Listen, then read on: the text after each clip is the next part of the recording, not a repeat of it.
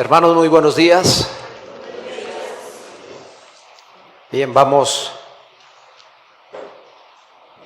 a entrar en un tema no tan académico, diríamos, sino más pastoral. Sin embargo, no hemos de descuidar lo que las sanas escrituras nos dicen con relación a lo que vamos a observar acá. La confesión como alabanza. Hace un momento escuchaba la ponencia de nuestro pastor Andrés y en ella nos está una vez más argumentando la necesidad de las sagradas escrituras para tener claridad sobre nuestra confesión de fe. En los círculos evangélicos de nuestra actualidad, la idea de la alabanza cristiana casi que está llamada en algunos círculos a ser reprendida, mientras que en los otros hay un desaforo en esto.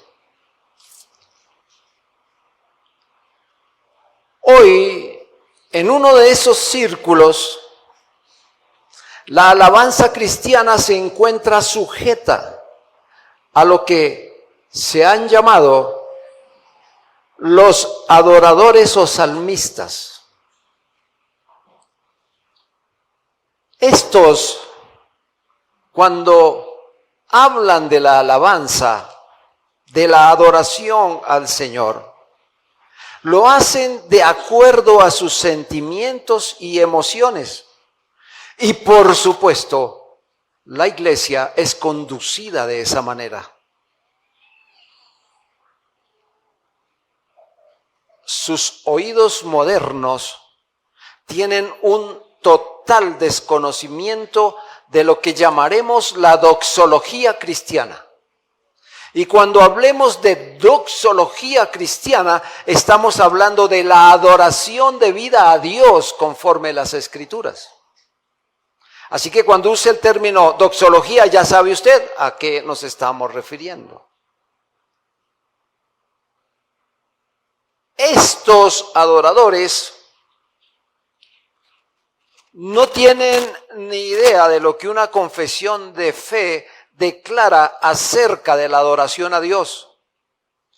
Una confesión de fe para ellos suena demasiado cerebral y propositiva como para tener mucho que ver con la idea de la alabanza cristiana o la doxología, como dijimos.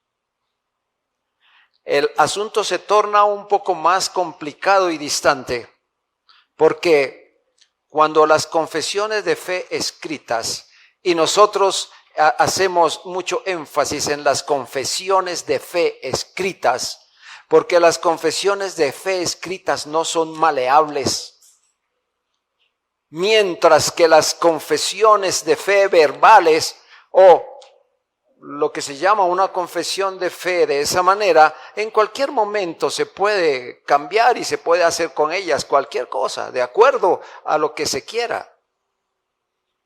Así que mientras las confesiones de fe escritas en las denominaciones confesionales son mucho más significativas y fundamentales, aquellos que no tienen una confesión escrita se deleitan en olvidar toda dirección bíblica, alejados del conocimiento de lo que la alabanza a Dios, según las Escrituras, tienen como vital de su función.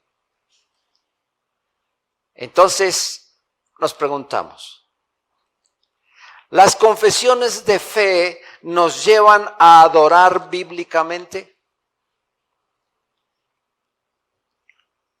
¿Son estas confesiones relevantes solo para el intelectualismo?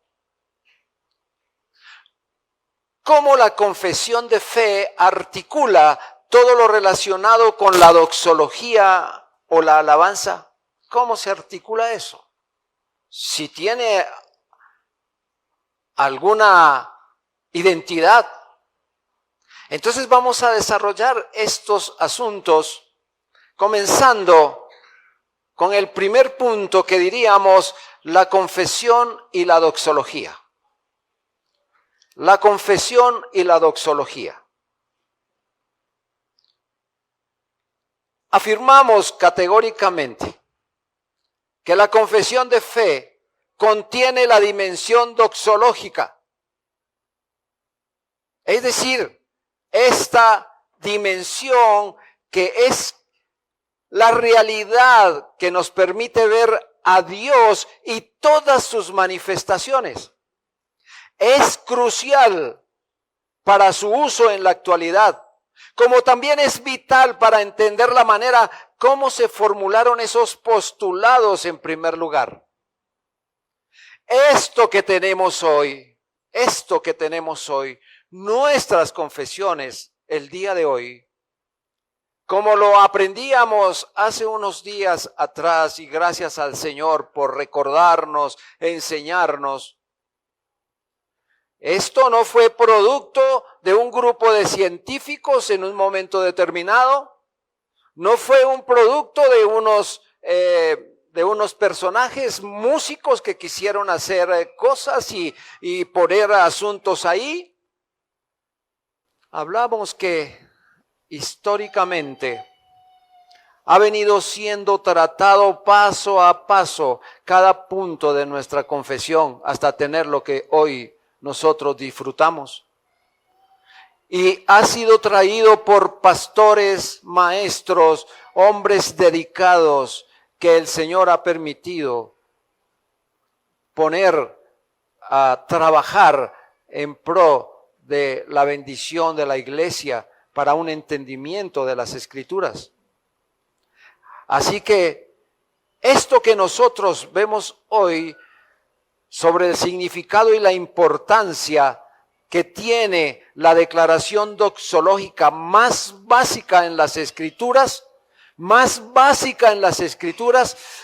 tiene que resaltarse de una manera tan importante, de una manera tan categórica que no se nos debe olvidar, porque las Escrituras hablan desde sus primeras páginas, desde sus primeros renglones hasta el final de ellos, hablan del esplendor más maravilloso, y es afirmar que Jesucristo es el Señor. Eso nos dicen las Escrituras. Y por tanto, esto que acabo de decir, que las Sagradas Escrituras contienen, allí nosotros entonces podemos entender lo que es la alabanza cristiana. Si nosotros no logramos establecer esa conexión entre las Sagradas Escrituras y la adoración, la confesión de fe de la iglesia se verá verdaderamente empobrecida, al igual que la comprensión de nuestro culto. Fíjense, yo no había observado lo siguiente, y el pastor Andrés trajo luz en esto. Si nosotros no tuviéramos una confesión de fe y esta no nos hablara cómo adorar a Dios, ¿qué sería de nuestro culto? ¿Qué sería de nuestras manifestaciones al Señor? ¿Qué de este entendimiento de Jesucristo es el Señor? Estaríamos huérfanos de todo eso, hermanos, y no entenderíamos qué hacer. Ahora bien, sin una confesión de fe autorizada, la iglesia del Señor está claramente en desventaja para mantener lo que dice 1 Timoteo 3:15, ser columna y baluarte de la verdad. Si bien es cierto que ninguna confesión de fe es completa o definitiva, las formulaciones que hoy tenemos son muy válidas, son muy útiles. ¿Y para qué? para excluir sendas falsas y ayudar a cada generación a cumplir la tarea de dejar lo más claro posible lo que es realmente el cristianismo. Gracias a Dios por esto, hermanos. Así que cuando, como cristianos, nosotros confesamos públicamente las verdades que la iglesia ha confesado y de las que hemos aprendido durante el tiempo, esos estándares históricos nos ayudan a trazar una línea muy nítida entre la enseñanza ortodoxa y la falsa articulación de la fe que una vez para siempre fue entregada a los santos. Hay una diferencia enorme en esto. En última instancia, las confesiones de fe históricas apoyan la tarea doxológica de la iglesia al mantener a la iglesia con la mente fija en las verdades fundamentales del Dios Trino, de ese Dios Trino que es el objeto de nuestra adoración. Jesús es el Señor, es nuestra exclamación. Y recordemos esto, cuando nosotros decimos Jesús es el Señor, no estamos hablando de una frase sin contenido alguno. No estamos hablando de una frase que cualquiera puede ponerle el significado que quiera.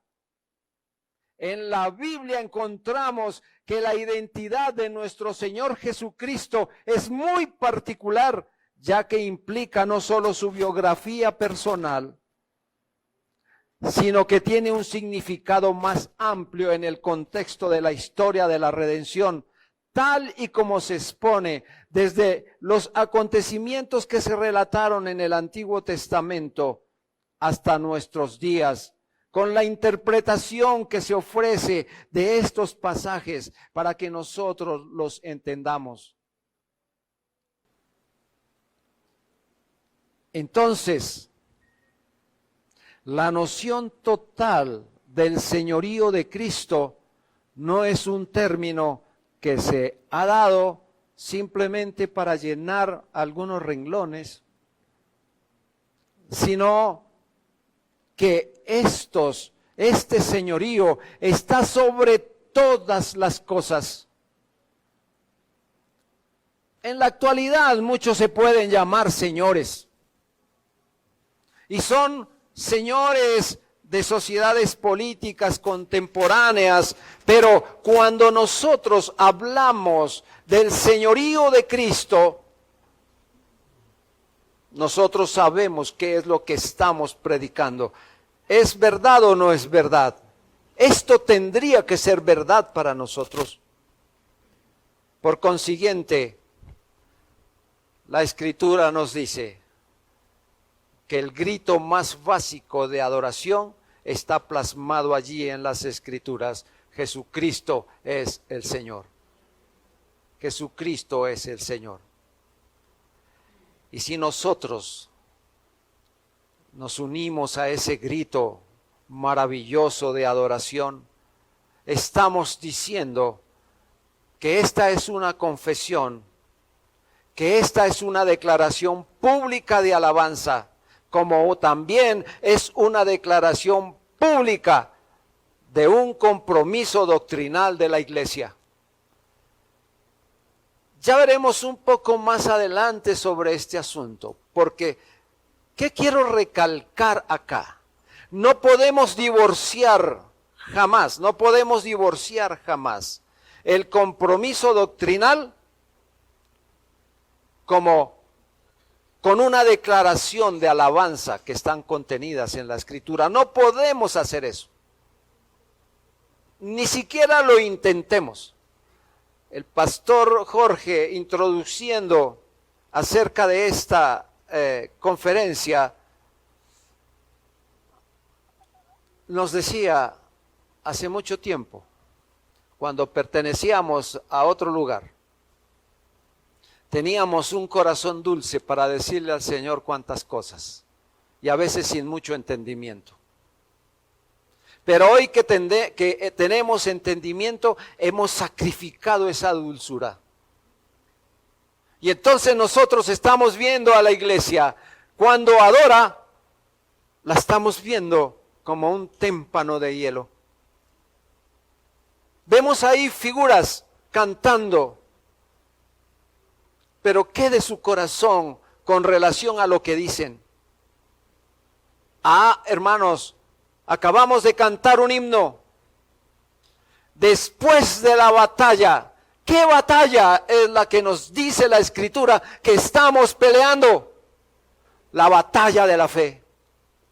Y después de la batalla, dice la Escritura, Dios nos coronará. Así que estos cantos que nosotros tenemos, que nosotros hoy con mucho amor se los declaramos al Señor, espero que no sea una recitación, como el segundo caso de factorización, que se puede recitar sin sentir nada en el alma. Bueno, a no ser que la hermana nos diga otra cosa, pero la idea es que nosotros, cuando recitamos eso, alguna vez, estando estudiando en español y literatura, la profesora dijo como examen, usted, señaló este pecho, usted tiene que hacer una recitación, traer una poesía, ok, pero yo se la voy a poner, sí señora. Y la recitación tiene que hacerla salida del corazón y con todos los ademanes necesarios. Yo dije, pues, hagámosle a ver. Dice, bien, la recitación se llama, el poema se llama A un tamal.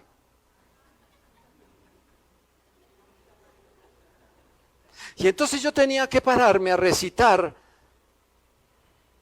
esplendoroso tamal, yo te saludo, hermano. ¿De dónde sale eso del corazón, a no ser de un buen hambrerón que tenga uno? Pero quería decirles, hermanos, que muchas veces nosotros estamos cantando himnos sin sentir lo que hacemos, porque no hemos comprendido las verdades gloriosas de las páginas de la Escritura.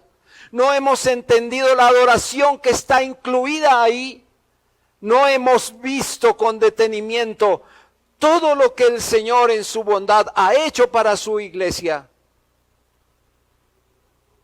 Así que, hermanos, podría decirse que toda teología cristiana, sin esa intención de adoración, no es más que un largo comentario sin canción.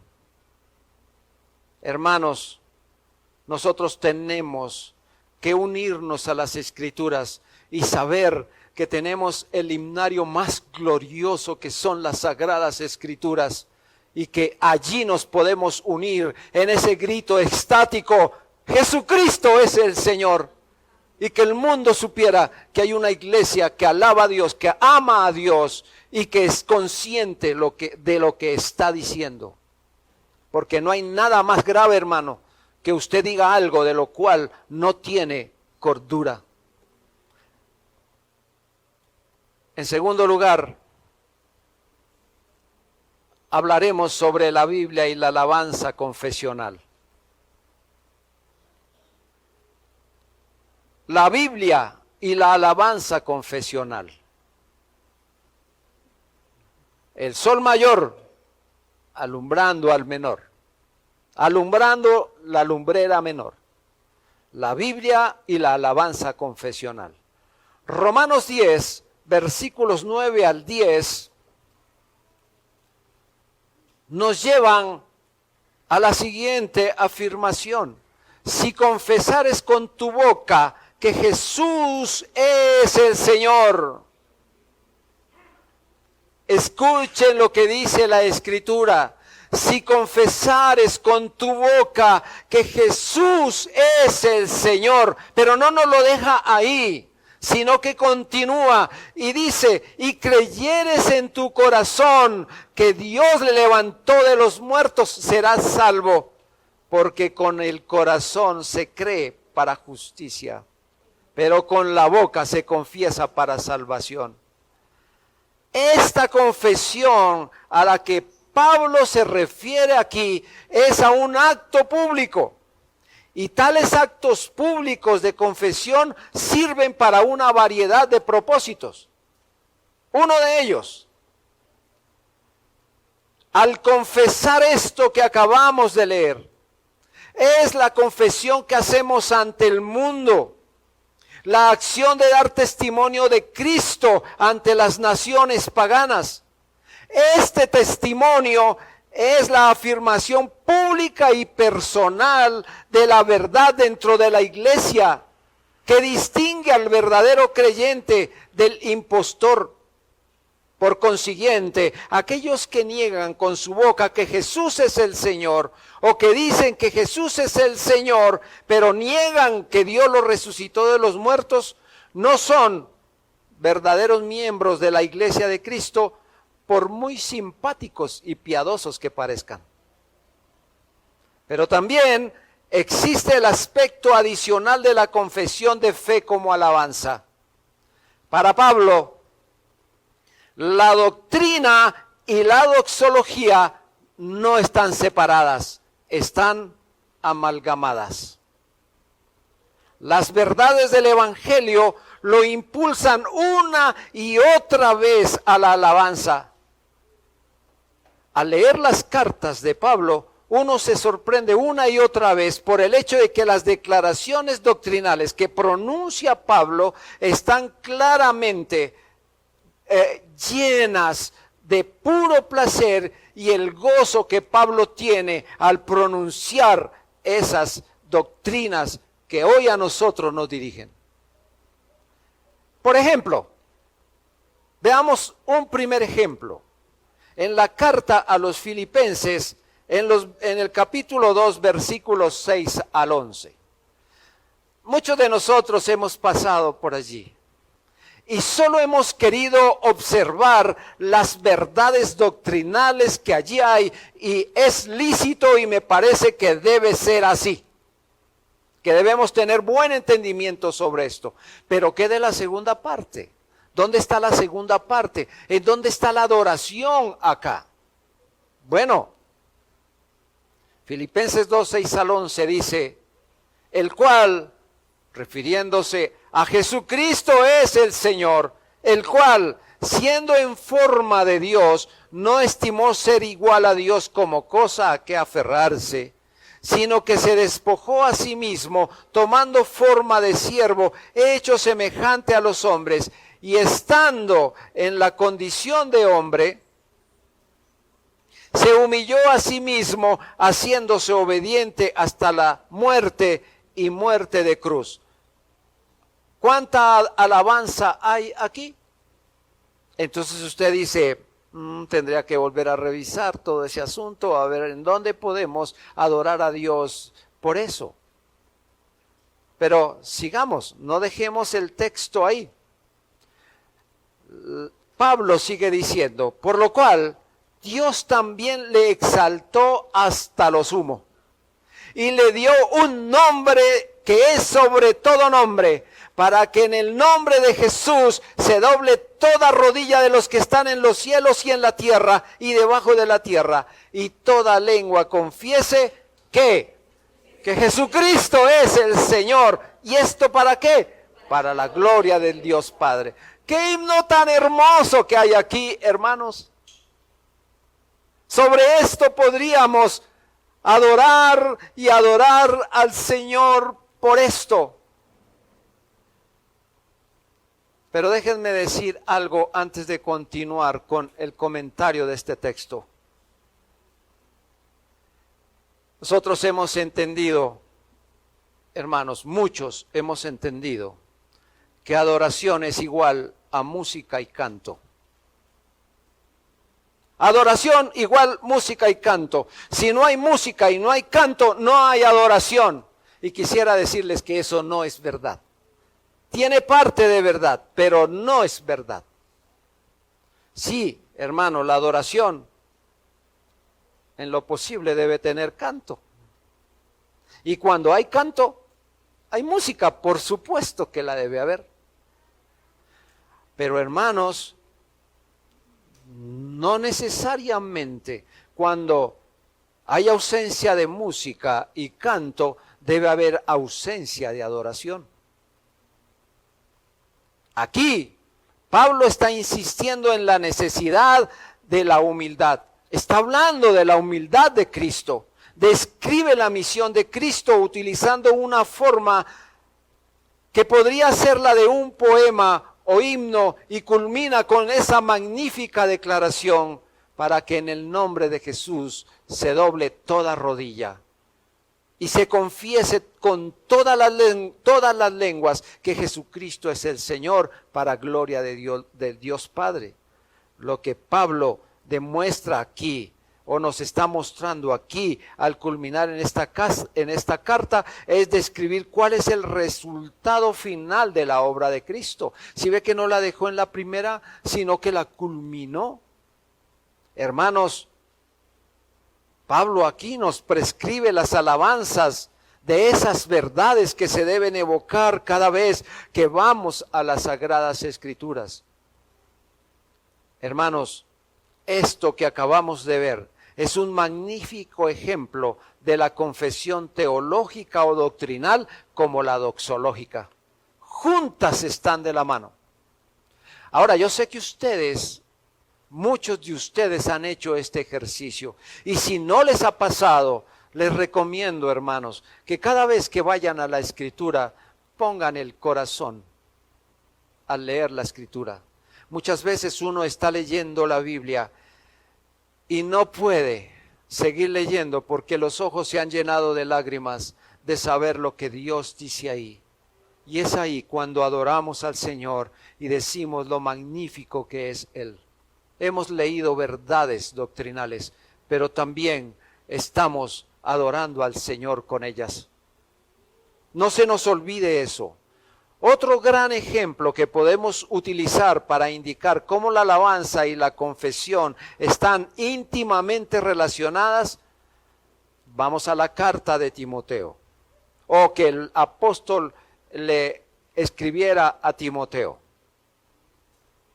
Pablo, luego que enviara a Timoteo a Éfeso, lo hizo explícitamente para que refutara las falsas enseñanzas de un grupo que se infiltró dentro de los ancianos y que los hicieron caer. Pero ahí Pablo contra esos ancianos pues los excomulgó. Bueno, pero el punto aquí, hermanos, es la afirmación y el uso adecuado de la ley que hace Pablo, poniéndose como ejemplo de la gracia de Dios. Estoy en la segunda carta a Timoteo, capítulo 1, versículos 15 al 17. Primera Timoteo 1, 15 al 17. Pablo dice lo siguiente. Palabra fiel y digna de ser recibida por todos, que Cristo Jesús vino al mundo para salvar a los pecadores, de los cuales yo soy el primero. Pero por esto fui recibido a misericordia, para que Jesucristo mostrase en mí el primero toda su clemencia, para ejemplo de los que habrían de creer en Él para vida eterna. Pero allí, en medio de este mensaje, de repente Pablo pasa de su condición a una exclamación doxológica y continúa diciendo, por tanto, al Rey de los siglos, inmortal, invisible, al único y sabio Dios, sea honor y gloria por los siglos de los siglos. Amén. Hermanos, qué verdades doctrinales, pero también cuánta adoración hay aquí. Si ustedes ven, este pasaje es muy notorio como doctrina. Este pasaje tiene un testimonio personal del apóstol, pero también contiene alabanza. Y entonces podemos ver que todas ellas se entrelazan de una manera maravillosa y que deben ser ejemplo para nosotros como cristianos hoy. Hermano, ¿cuánto pudiéramos hablar de lo que la Escritura hizo con nosotros y cuánta adoración con la Escritura al Señor? Oh, hermanos, no terminaríamos de adorar al Señor. Aquí no hay oposición entre lo que Cristo ha hecho y lo que Pablo ha experimentado. Pues justamente es el ministerio de Cristo, cambiar pecadores, salvar pecadores. En este capítulo, lo más significativo es la conexión entre la teología y la doxología. Pablo, al atacar a los falsos maestros, afirma que la verdadera enseñanza bíblica se cumple, es real, es verdadera. Pero Pablo lo que está enseñando es que esta escritura se sostiene por sí misma. Es lo que el Señor vino a hacer. Es lo que nosotros hemos entendido del ministerio de Cristo. Eso es lo que Pablo nos está diciendo aquí. Pero también Pablo nos está diciendo que estas mismas palabras las podemos indudablemente usar para la alabanza al Señor. Pero hay más. El contenido de esta adoración, de esta declaración que Pablo hace, es alabar a Dios como el Rey de los siglos. Y cuando Pablo dice que el Señor es el Rey de los siglos, está negando cualquier otra realeza final. Él solo es el Rey. Pero también está diciendo la manera en que Dios es soberano sobre la creación. Nadie más tiene esa soberanía. También Pablo está diciendo que alabar a Dios como inmortal es afirmar que Él y solo Él es totalmente diferente de todo lo demás y que solo Él no nace, pero tampoco muere. Eso es lo que nos está diciendo Pablo.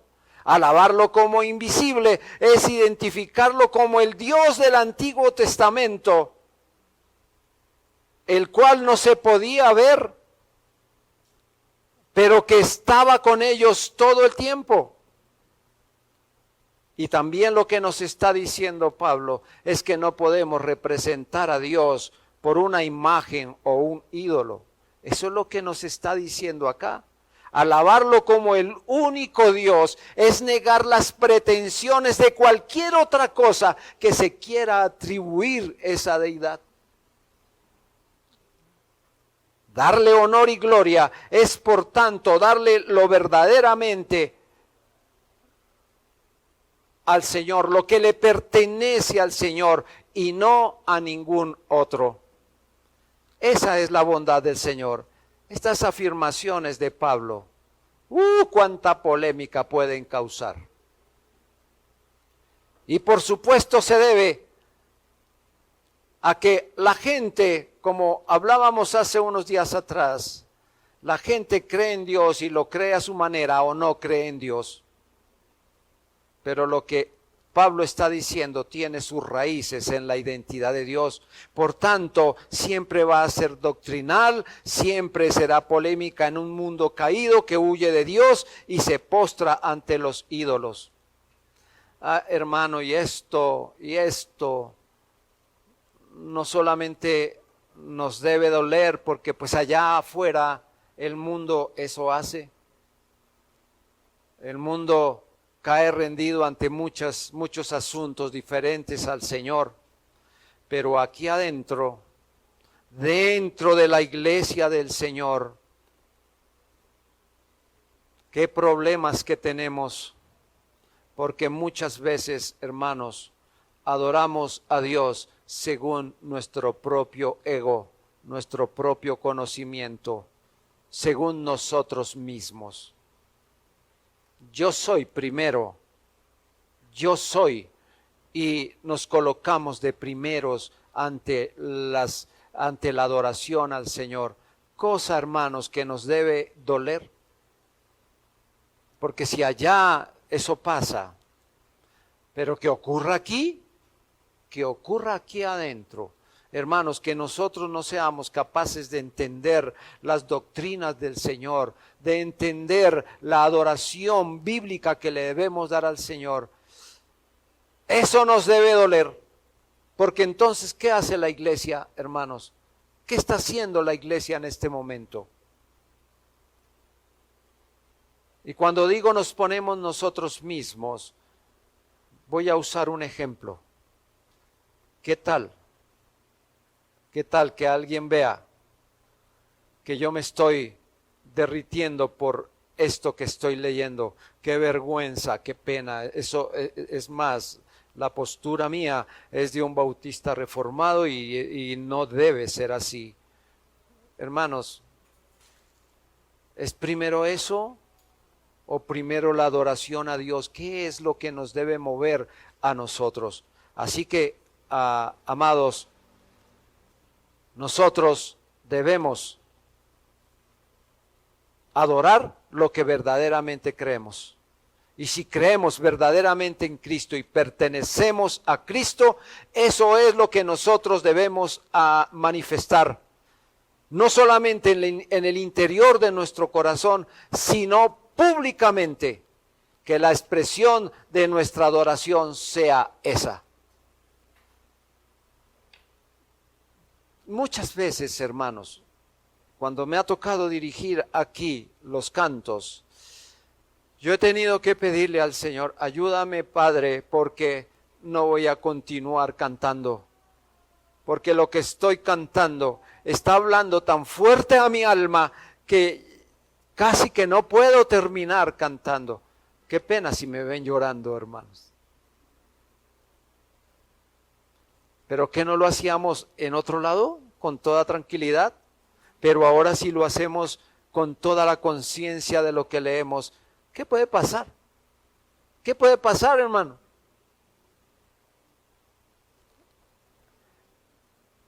En tercer lugar, las primeras confesiones y la alabanza. Quiero recordarles, hermanos, que este asunto de la alabanza en los primeros siglos fue muy costoso, fue muy difícil por todos aquellos asuntos que a nosotros nos vinieron enseñando estos días. Pero el aspecto religioso de las confesiones fue evidente desde la iglesia primitiva y se han ido perfeccionando a través de muchas luchas, de muchas polémicas. Así que en el primer siglo hallamos un documento que nos mencionaba el pastor César, la Didache. Por ahí en el siglo primero se vino dando este documento. Y este documento tenía que decir dentro de sus páginas lo que debería decirse en medio del culto cristiano, en medio del servicio cristiano. Allí se encuentra un tratado de magnífica teología, pero también, hermanos, todo lo que tenemos que entender con la doxología. Hay, hermanos, allá vemos los resúmenes del cristianismo tomados de la Biblia como regla de fe y de conducta, pero también la liturgia de la iglesia en la alabanza y la adoración. Las declaraciones doctrinales y doxológicas son desarrollos correlativos dentro de la iglesia y no debemos perder, hermano, lo segundo en nuestras reflexiones sobre lo primero. Es decir, ¿hay declaraciones doctrinales? Sí, pero no debemos perder de vista la adoración que hay en esas declaraciones doctrinales. No se nos debe olvidar esto. Esto viene junto, hermano. No tenemos que separarlo, porque la Biblia, vuelvo, reitero, repito, desde el principio hasta el final declaran: Jesucristo es el Señor. Hermanos, hablábamos ahorita de los credos y cómo se ha ido perfeccionando a través de los tiempos el desarrollo de toda doctrina, la discusión trinitaria, cristológica, la necesidad, hermanos, de entender ese grito al cual nosotros debemos unirnos y que debe tener coherencia con las Sagradas Escrituras. Jesucristo es el Señor. ¿Por qué lo estamos diciendo? Así como el uso del Padre, el Hijo y el Espíritu Santo, darle el uso más básico de las acciones de la adoración cristiana. Estos puntos no deben ser descartados a la ligera, sino más bien, hermanos, hay que reflexionar sobre qué fue lo que debatieron antes para que nosotros hoy tengamos la bendición, la claridad de poder adorar al Señor de esa manera. De esa manera, no hacerlo como lo hacíamos antes, bajo una ignorancia terrible. Recuerdo que algún día escuché un canto dentro de la iglesia y yo decía: ¿y eso en dónde está? ¿Eso en dónde está? Bueno, a mí en aquella iglesia me decían que yo era un hereje por no creer lo que ellos creían. Y dentro de su canción decía: levanto mis manos aunque no tenga fuerza. Levanto mis manos aunque tenga 1000 problemas. Y cuando levanto mis manos, no me acuerdo qué sigue. Ah, sí.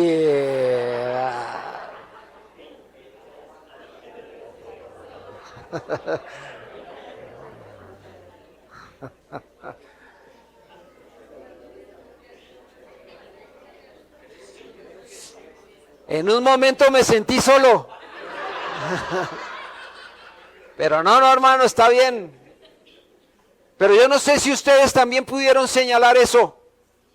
Porque ¿cómo así? ¿Cómo así que si yo levanto mis manos se me acaban los problemas? O bueno, en fin, todas esas cosas. ¿Dónde está eso? Yo no encuentro eso en las Sagradas Escrituras. Amados, ignorantemente cantábamos y levantábamos las manos, y perdón el término coloquial, pero berreábamos, hermano. Y hoy que nosotros entendemos esta máxima, Jesucristo es el Señor, mire qué adustos, qué almidonados, qué doctores de la ley hay aquí. Hermanos, todas aquellas cosas que se nos vinieron enseñando a través de los tiempos lograron que hubiera un desarrollo santo, piadoso del culto público y el testimonio de la iglesia. Hemos aprendido, hermano, en nuestros cultos todo lo que debe contener un culto de adoración a Dios: la lectura de las Escrituras, la oración, la predicación, hermanos, los cantos al Señor, todo esto. Y esto no fue porque se nos ocurrió que así debe ser. Este es un programa innovador de la iglesia moderna. No, hermanos, esto vino a través de los tiempos y se nos enseñó cómo y qué debe contener nuestro culto. Así que gracias al Señor por enseñarnos todo esto. Cuánta riqueza práctica y doctrinal hay en nuestras confesiones, porque son tomadas. ¿De dónde son tomadas, hermano? De las Escrituras. ¿Y las Escrituras qué nos dicen? Jesucristo es el Señor y toda la obra que el Señor ha hecho.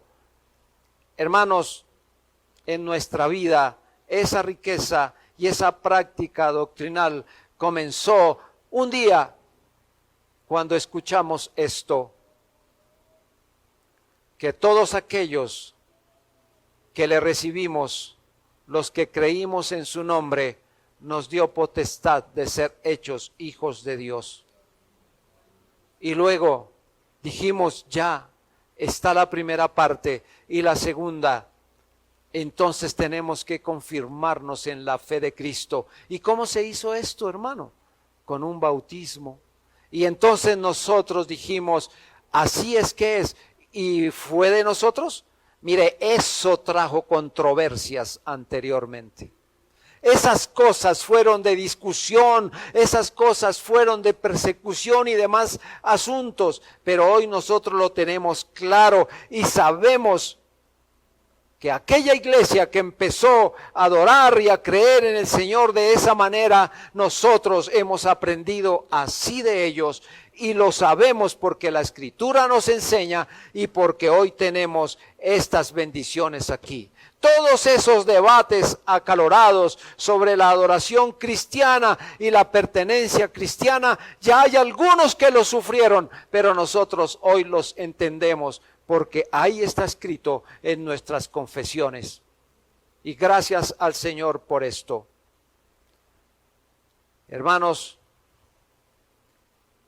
viniendo un poco más adelante, vale la pena señalar que la Escritura contiene algunos temas que nosotros deberíamos observar y que ya los conocemos realmente.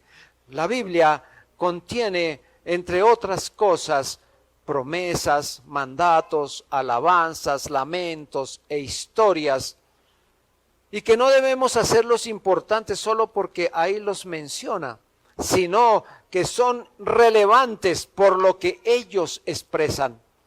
Hermanos, si ahí en la Biblia habla sobre alabanzas, y si nosotros nos dirigimos a mirar algunas alabanzas en la Escritura, ¿a dónde iríamos principalmente? A los salmos.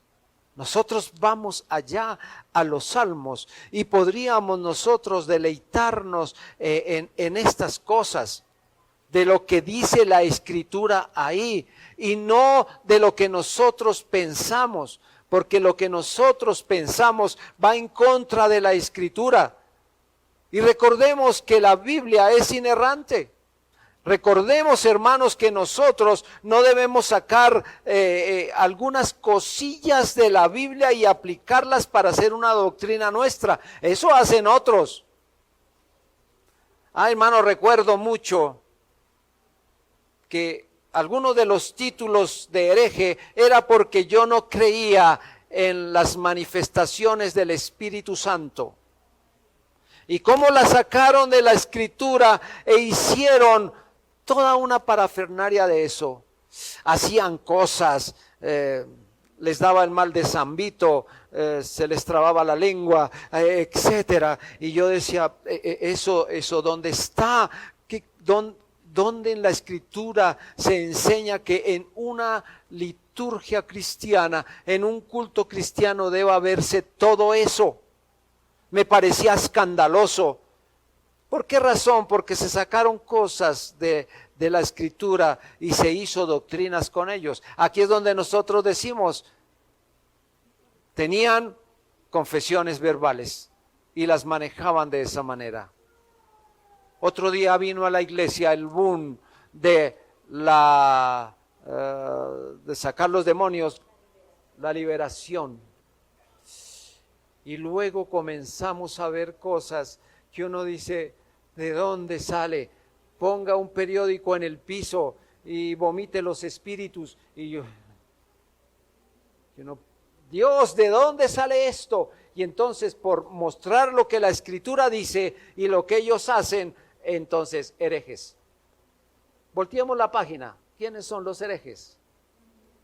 Entonces, cuando nosotros vemos, hermanos, todo lo que la Biblia nos enseña es lo que debemos aplicar, y lo que debemos aplicar lo debemos hacer con suficiente adoración al Señor. Así que, hermanos, nunca, hermanos, será lo suficiente que lo que nosotros hagamos en virtud a adorar al Señor, si no estamos conscientes de lo que las Sagradas Escrituras nos dicen.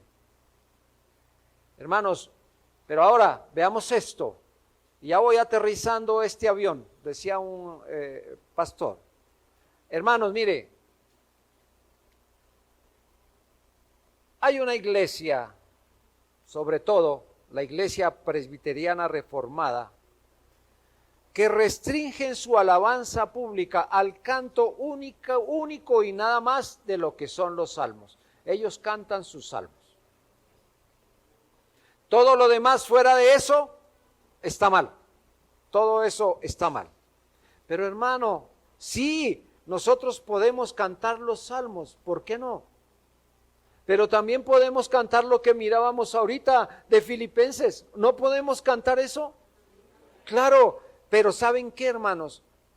Si se componen himnos humanamente, se corre el riesgo de introducir mezclas dentro de la iglesia que no son bíblicas, y además, hermano, eso sería muy inapropiado para la iglesia, como ya lo hemos observado. Pero ¿qué tal, hermano? Hace unos días escuchaba una exposición del pastor Jorge.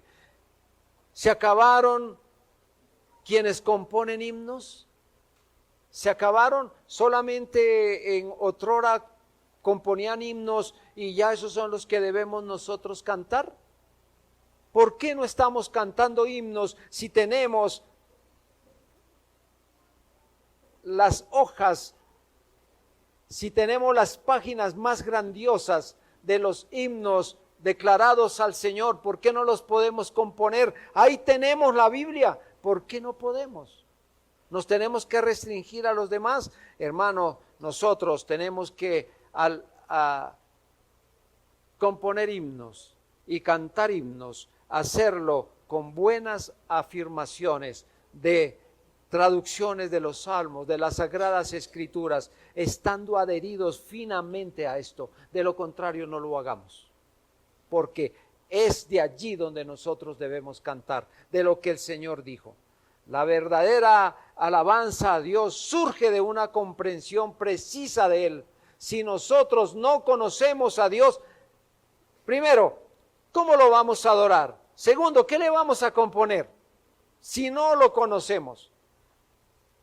Yo quiero traer a la mente de algunos aquí que se han enamorado, que por supuesto son muy pocos. No sé cuántos se habrán enamorado acá. Por lo que veo, muy poquitos. Pero hasta en las servilletas hacían corazones. Y la verruga de la señora estaba aquí puesta, pero decían, ese lunar tan hermoso que tienes junto a tu boca. Era una sensación la verruga. Pero enamorados se le veía lo más hermoso. No sé si eso cesó, hermanos, si ya dejaron de escribir en la servilleta, pero eso puede pasar humanamente, que nosotros cambiemos, pero no las Sagradas Escrituras, hermano. Las Sagradas Escrituras contienen, sostienen, afirman permanente y una y otra vez la palabra del Señor. Ahí está, hermanos. ¿Queremos ser románticos con la Escritura? ¿Queremos acercarnos a la Escritura sabiendo todo su contenido doctrinal, conociendo al Señor, buscando cada vez más amar a ese Dios, a ese Señor tan grande y sublime que se acercó a nosotros? ¿Quién es el hombre para que tengas de él memoria? Hermano, pero hasta acá se acercó el Señor para bendecirnos, amarnos. ¿No merecería de nosotros un corazón piadoso, adorador, a toda hora, hermanos, a toda hora? Veníamos caminando con mi esposa el otro día y de pronto me surgió un pensamiento y le dije, mi amor, mira, hoy nosotros deberíamos estar tan agradecidos por la bendición del Señor que podemos dar estos pasos sin ningún esfuerzo y vamos caminando hacia algún lugar y el Señor nos bendice y nos dio esa facultad. ¿No debemos tener un corazón adorador, hermano? ¿No debemos mostrarle al Señor gratitud por todo eso? Y más si tenemos las Sagradas Escrituras. Hermanos, termino diciéndoles lo siguiente. Los credos y confesiones históricos de la Iglesia tienen la preeminencia de ser teocéntricos y cristocéntricos. Además, hermanos, las confesiones y catecismos reformados del siglo XVII nos explican en detalle lo que significa adorar a Dios según la Escritura. Mire, tenemos una confesión de 1689 que contiene un capítulo entero dedicado al tema de la adoración en el Día del Señor. Capítulo 21, hermano. Usted lo puede observar y darse cuenta. Con la iglesia local trabajamos esto y nos dimos cuenta. La adoración que debemos dar al Señor en su día, pero no solo en su día, sino en nuestra vida como gratitud a Él. Pero por si fuera poco, también tenemos más. Por ejemplo, nuestro Catecismo Mayor de Westminster, para nombrar uno, trata el tema de la adoración bíblica en su exposición de los primeros 4 mandamientos, desde las preguntas 104 a las 121. ¿Cuánta cantidad de herramientas tenemos nosotros allí? Ahora, dado que la correcta adoración a Dios está arraigada en la Escritura, entonces las iglesias deberían acoger con entusiasmo las confesiones tradicionales históricas de la verdad bíblica. Esto ayudará a la iglesia a mantenerse y preservar la verdad del cristianismo, a practicar la correcta adoración a Dios. Escúchenme eso, a practicar la correcta adoración a Dios contra toda perversión y oposición de la misma. Que el Señor nos ayude a observar todas estas cosas y que podamos como iglesia, cada vez que nos acerquemos a la iglesia, entrar en esa adoración que es lícita y que el Señor espera que nosotros traigamos a Él. Oremos, hermanos.